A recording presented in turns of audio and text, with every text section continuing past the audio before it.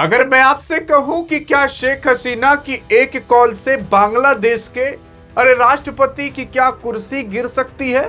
गिर सकती नहीं बल्कि गिर चुकी है। सवाल यह उठता है कि आखिरकार जैसे ही आपके शेख हसीना ने यह ऐलान किया कि मैं दिसंबर 2026 के अंदर बांग्लादेश वापस आ रही हूं, तो उसके बाद जो वहां के राष्ट्रपति थे उन्होंने कहा कि कुर्सी हटाओ, छोड़ो कुर्सी। सवाल ये उठता है कि आखिरकार क्यों ऐसा हाहाकार मच चुका है कि बांग्लादेश के अंदर अब लोग चित्तर पित्तर हो रहे हैं। लोग सोच रहे हैं कि अगर शेख हसीना आ जाएंगी तो हमारा क्या होगा। यार आप खुद अगर देखने की कोशिश करोगे तो देख सकते हो, बांग्लादेश के पूर्व प्रधानमंत्री जो शेख हसीना हैं, उन्होंने कहा है वतन वापसी की, वो अपने वतन वापसी कर सकती हैं। अब ये शेख हसीना कौन है, वतन वापसी क्या कर सकती है, मैं आपको बताता हूं। शेख हसीना पूर्व प्रधानमंत्री है, कहीं और की नहीं बल्कि बांग्लादेश की सबसे ज्यादा समय तक प्रधानमंत्री रहने वाली पहली महिला हैं। और उसी के ही साथ साथ अगर शेख हसीना की बात करें तो शेख हसीना जो है, उन्होंने 2024 के अंदर स्टूडेंट आंदोलन में इनके ऊपर काफी बड़े आरोप लगाए गए कि इन्होंने 1400 बच्चों को मरवा दिया। जैसे कि अभी भारत के अंदर सीजेपी प्रोटेस्ट हो रहा है, वैसे ही बांग्लादेश के अंदर स्टूडेंट प्रोटेस्ट हुआ था 2024 अगस्त में। और ऐसा इनके साथ कुछ हो गया कि इनको अपना देश छोड़ करके भागना पड़ा। भारत से कॉल आया कि आपको मारने के लिए लोग आ रहे हैं, आप जल्दी से भारत भागकर आ जाइए। और वाकई में ही शेख हसीना को लोग मारने के लिए वहां पर आ चुके थे। और शेख हसीना अपनी जान बचाने के लिए ये तुरंत इंडिया भाग आई, कभी और नहीं बल्कि अगस्त 2024 में। तब उसके बाद वहां पर तख्ता पलट हो चुका था और तख्ता पलट होने के बाद वहां पर यूनुस जो कि अंतरिम प्रधानमंत्री बना था उसको बनाया गया। फिर उसके बाद कुछ समय बाद इलेक्शन हुआ तो आपने देखा होगा तारिक रहमान करके वहां पर अभी एक प्रधानमंत्री बना हुआ है। ये पूरी की पूरी कहानी थी। लेकिन अब शेख हसीना कह रही हैं कि मैं आई भले थी भारत भाग करके, लेकिन मैं वापस से बांग्लादेश जा रही हूं।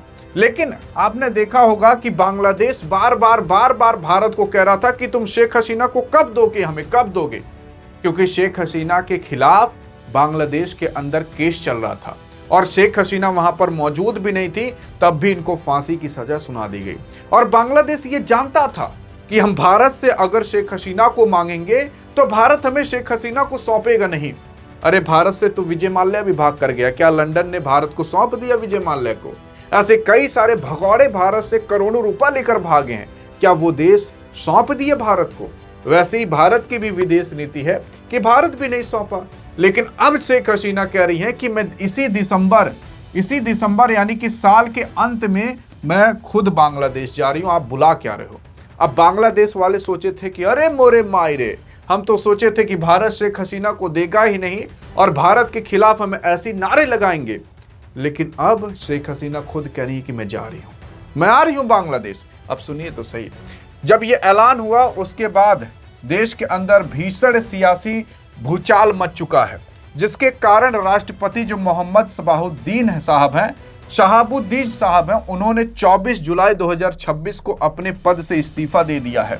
भारत में अभी हाल फिलहाल शेख हसीना यहाँ पर हैं और उन्होंने घोषणा की थी कि इस साल दिसंबर में बांग्लादेश लौटने का वो अब हाल फिलहाल कह रही हैं कि मैं जा रही हूं। और उसके बाद वहां पर वो जाते ही सरेंडर कर देंगी, जिसके बाद वहां पर तुरंत राजनीति के अंदर उथल पुथल मचना चालू हो चुकी है। यार आप सोच रहे होंगे कि बांग्लादेश से भारत भागकर शेख हसीना आई तो कहीं लोग पा करके इनको मार न डालें। बात सही है, वाकई में इनको अगर पा जाएं वहां के लोग तो मार डालेंगे। लेकिन सच्चाई ये भी है, आप ये समझिए, वहां पर आधी जनता सच्चाई जानती है कि बांग्लादेश के अंदर जो स्टूडेंट प्रोटेस्ट हुआ था और उस स्टूडेंट प्रोटेस्ट के अंदर जो 1400 लोग मारे गए थे, 25,000 लोग घायल हुए थे, उसमें शेख हसीना का हाथ नहीं बल्कि कट्टरपंथियों लोगों का हाथ था। अब सोचिए, जैसे भारत के अंदर सीजेपी प्रोटेस्ट हो रहा है, अभी कोई आतंकवादी आकर के यहां पर बम फोड़ दे या फिर धड़ाधड़ गोली चला दे तो यही होगा ना, सरकार करा दी। वैसे ही बांग्लादेश के अंदर हुआ था। और शेख हसीना तो खुद कह रही हैं कि अमेरिका को बुलाओ, वेस्टर्न कंट्री को बुलाओ, जांच कराओ, फिर जो गलत साबित हो उसको सजा दी जाए। लेकिन जांच नहीं हो रही, क्योंकि जांच होगी तो सब कुछ खुल करके सामने आ जाएगा। लेकिन सवाल ये उठता है कि वहां के जो राष्ट्रपति हाल फिलहाल हैं वो क्यों इस्तीफा दे दिए। वहां के राष्ट्रपति, मैं आपको बता दूं, इनका स्वास्थ्य वैसे ही थोड़ा गड़बड़ा रहा था। हाल फिलहाल ये लंदन गए थे और जब शेख हसीना वहां से भागी थी तब इनको राष्ट्रपति बनाया गया था। उसी टाइम के दौरान तब से ये राष्ट्रपति बने हुए। इनका 2-3 साल बाकी था राष्ट्रपति में पूरा कार्यकाल होने में, क्योंकि 5 साल पूरा कार्यकाल होता है राष्ट्रपति का भी बांग्लादेश के अंदर। इनके ऊपर ये आरोप लगाए जा रहे हैं कि राष्ट्रपति जो मोहम्मद शबाहुद्दीन साहब हैं, वो जब लंदन गए हुए थे तो उस टाइम उन्होंने शेख हसीना से बात की थी फोन पर। और जब ये चीजें बातें सामने आई मीडिया के अंदर बांग्लादेश में, तो बांग्लादेश के लोग काफी ज्यादा गुस्सा गए। उनका खुनवा खौलने लगा कि हमारा राष्ट्रपति एक भगौड़ी प्रधानमंत्री से बात कर रहा है। और यही सुनकर के लोग कहे कि अब तुम हटो अपने पदवी से। लोग इनके पद को छोड़ने की बात करने लगे। जिस तरीके से भारत के अंदर अभी लोग धर्मेंद्र प्रधान को कह रहे हैं कि तुम इस्तीफा दो, तुम इस्तीफा दो, तुम हटो पद से, वैसे ही वहां के लोग बात करने लगे और ये सही में इस्तीफा दे दिए। लेकिन सच्चाई जानते हो, सच्चाई ये है कि अभी ये पूरी न्यूज कंफर्म नहीं है, लेकिन हां, हो भी सकता है। बांग्लादेश की गवर्नमेंट ने अभी ऐसा नहीं कहा है, बल्कि बांग्लादेश के अंदर लोग खुद यकीन कर रहे हैं कि ये इस्तीफा दे चुके हैं, लेकिन अभी ऑफिशियल खबर नहीं आई है। काफी सारे मीडिया रिपोर्ट्स में छप चुका है और आप देखोगे द हिंदू, बाकी तमाम साउथ चाइना वाइना, ये लोग भी ये सारी चीजें छापना चालू कर दी हैं। फिर उसके बाद अगर आप देखोगे, इस बातचीत की खबर लीक होते ही वहां की जो सत्तारूढ़ी पार्टी है बीएनपी पार्टी और प्रदर्शनकारी छात्र ने राष्ट्रपति शेख हसीना का पक्ष लेने का यहां पर बात कहा। वहां के लोग जो हैं, वहां की जो अभी हाल फिलहाल बीएनपी पार्टी है जिसके प्रधानमंत्री हैं आपके कोई और नहीं बल्कि तारिक रहमान, और वहां के जो स्टूडेंट्स लोग हैं, उन लोगों का कहना यह है कि जो अभी के राष्ट्रपति हैं वो शेख हसीना की साइड ले रहे हैं। इनको हटाओ पहले इनके पद से। और इसी वजह से कहा जा रहा है कि अब ये इस्तीफा दे देंगे या दे चुके हैं। अब ये कह रहे हैं कि मेरा स्वास्थ्य नहीं ठीक है, मैं इसलिए इस्तीफा दे रहा हूं। सच्चाई क्या है लेकिन सबको पता चल गया। उसके बाद अगर आप देखोगे, राष्ट्रपति शबाहुद्दीन साहब के हटने के बाद वहां का जो स्पीकर है, हाल फिलहाल जैसे भारत के अंदर कौन स्पीकर है लोकसभा का, बताइए कौन स्पीकर। अगर आपने सही नाम बता दिए तो आपके कमेंट को हार्ट भी दे दिया जाएगा और पिन भी कर दिया जाएगा। वहां का एक नियम है कि अगर राष्ट्रपति हट जाए अपने कार्यकाल से पहले तो अंतरिम राष्ट्रपति बना जाएगा। तो वहां का जो हाल फिलहाल स्पीकर है उसे अंतरिम राष्ट्रपति बना दिया जाता है कि भैया तुम कार्यभार संभालो। तो वहां के स्पीकर को हाल फिलहाल अंतिम राष्ट्रपति बनाने की बात की जा रही है। फिर उसके बाद यार और बड़ी खबर आती है कि बांग्लादेश के अंदर जो इंटरनेशनल क्राइम ट्रिब्यूनल है, 2024 के छात्र आंदोलन के दौरान हुई हिंसा कार्रवाई के मानवता के खिलाफ अपराध जो शेख हसीना की गैर मौजूदगी में उनको मौत की सजा सुना दी गई थी। ऐसा कहा गया था कि शेख हसीना अगर आई बांग्लादेश तो इनको फांसी पर चढ़ा दिया जाएगा। और क्या शेख हसीना गलत है? नहीं यार, शेख हसीना गलत नहीं है। शेख हसीना को फंसाया गया है। फंसाया कैसे गया है? शेख हसीना खुल करके भारत का सपोर्ट करती थी और भारत के साथ अच्छे रिश्ते बना रही थी, और ये चीजें देखी नहीं जा रही थी वेस्टर्न कंट्री यानी कि अमेरिका से, और चाइना से भी नहीं देखी जा रही थी, पाकिस्तान से भी नहीं देखी जा रही थी। तो इन लोगों ने साथ मिल करके शेख हसीना को हटाने का पूरा प्लान बनाया। असल में अमेरिका आया था बांग्लादेश, वहां पर एक तो आइलैंड है छोटा था सेंट मार्टिन आइलैंड, उस आइलैंड को लेने की कोशिश कर रहा था शेख हसीना से कह करके कि तुम ये आइलैंड हमें दे दो, हम यहाँ पर अपने सैनिक रखेंगे।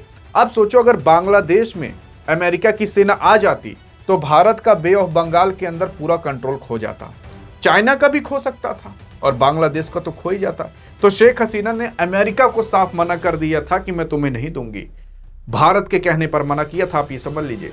तब अमेरिका गुस्साया और इनकी सत्ता का ही परिवर्तन कर दिया, तख्ता पलट करा दिया। पहले स्टूडेंट प्रोटेस्ट हुआ, उसमें मारकाट हुई और उसके बाद देखिए फिर इनको कैसे भागना पड़ा।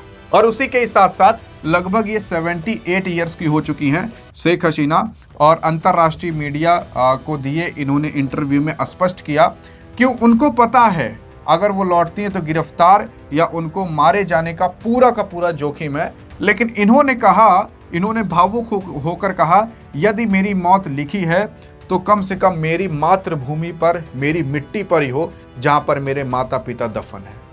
यह शेख हसीना का कहना है कि अगर मेरी मौत आनी ही है तो मेरी मातृभूमि पर आए, जहां पर मेरे माता पिता दफन है। क्योंकि 1900 कुछ में शेख हसीना के माता पिता, इनका पूरा परिवार मार उठा था लड़ते लड़ते, और शेख हसीना बची थी। फिर ये प्रधानमंत्री बनी और लगातार प्रधानमंत्री बनते चली गई। उसी के साथ साथ अगर आप देखोगे तो यहाँ राजनीति विशेषज्ञों का मानना है कि उनकी वापसी का फैसला प्रतिक्रिया हो चुकी है और आवामी लीग पार्टी उन लाखों कार्यकर्ताओं में नया जोश भरने की कोशिश कर रही है जो इस वक्त छिपे हुए हैं और दमन का सामना कर रहे हैं। यार देखो, इतना सही है जिस तरीके से भारत के अंदर बीजेपी और कांग्रेस है। आप ये मत सोचिए कि कांग्रेस की जड़ अभी खत्म हो चुकी है, कांग्रेस आ ही नहीं पाएगी। आपने देखा ही होगा अभी जब सीजेपी प्रोटेस्ट हुआ, जब स्टूडेंट्स का प्रोटेस्ट हुआ, तो बीजेपी एकदम से जैसे खत्म हो चुकी थी, कोई बीजेपी को जैसे मान ही नहीं रहा था। सोचिए तो उभरते हुए तुरंत आपको दिखाई दी कोई और नहीं बल्कि कांग्रेस। वैसे ही अगर वहां पर बीएनपी पार्टी गिरी बांग्लादेश के अंदर, तो तुरंत आपको शेख हसीना की पार्टी आवामी लीग ही बनते हुए दिखाई देगी। लेकिन आवामी लीग को अभी पूरी तरीके से बैन किया गया है। अब भारत पूरी स्ट्रेटजी लगाएगा कि आवामी लीग को कैसे भी वापस से लाया जाए और शेख हसीना वापस से इलेक्शन लड़े, और अगर ये इलेक्शन लड़ी तो आपको ये जीतते हुए दिखाई देंगी। और ये कहा भी जा रहा है कि अगर शेख हसीना बांग्लादेश वापस लौटी तो मात्र 6 महीने के अंदर आपको सत्ता परिवर्तन होते हुए दिखाई देगा। आप यहीं पर लिख कर रख लीजिए। यार मैंने ईरान अमेरिका का युद्ध बता दिया था कि कभी नहीं रुकेगा, साल 1.5 साल तक तो रुकेगा ही नहीं, लेकिन आपने माना नहीं था। देखो आज हो गया। मैंने आपको बता दिया था महीना पहले कि बाबल मंडेप रास्ता भी बंद होगा, आज बंद हो गया। मैंने आपको बताया था कि मार्केट हमेशा धीरे धीरे चरमराता रहेगा, आज देखिए चरमरा रहा है। मैं आज आपको यह भी बता रहा हूं, आप नोट करके रख लीजिए।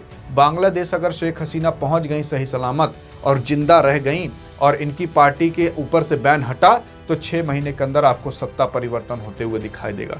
वापिस से क्या पता दंगे फसाद होते हुए दिखाई दें। यही सच्चाई है, यही सच्चाई है। फिर उसी के साथ साथ प्रधानमंत्री तारिक रहमान, यही तारिक रहमान वह है जो कि अभी वहां का प्रधानमंत्री बना है। सरकार ने कहा कि शेख हसीना का लौटने का फैसला उनका व्यक्तिगत निर्णय है, लेकिन देश के कानून के मुताबिक लौटते ही उन्हें सीधा जेल भेज दिया जाएगा और अदालत में गंभीर मुकदमे का सामना उन्हें करना पड़ेगा। इसका कहना है कि अगर शेख हसीना आती हैं तो उनको जेल भेजा जाएगा और जो अदालत में अभी इनका केस चल रहा है उसके खिलाफ ये लड़े, और जीत जाती हैं फिर उसके बाद सारा कार्रवाई आगे किया जाएगा। तारिक रहमान भी जानता है अगर ये आ जाएंगी तो इसके पार्टी के लिए बहुत बड़ी दिक्कत हो जाएगी। इसी वजह से कह रहा है कि पहले जेल जाएं, और अगर ये जेल गई फिर आपको पता है क्या पता बेल ही ना मिले। सच्चाई तो यही है। और ये तारिक रहमान अगर आप सोच रहे हो कि बहुत अच्छा है, यार बांग्लादेश में 1971 के बाद कोई भी प्रधानमंत्री बनता था तो पहला दौरा वो भारत का करता था। ये तारिक रहमान जब प्रधानमंत्री बना तो पहला दौरा ये किया चीन का। पता है आपको, भारत का दौरा अभी तक किया भी नहीं है। और भारत ने खुद कहा है कि आओ बांग्लादेश, हम तुम्हें ब्रिक्स का सदस्य बनाते हैं।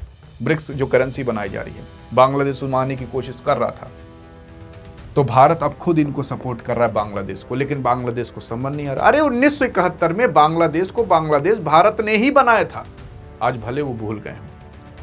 बाकी अब आगे क्या होगा क्या नहीं देखते, अब आपकी क्या राय है।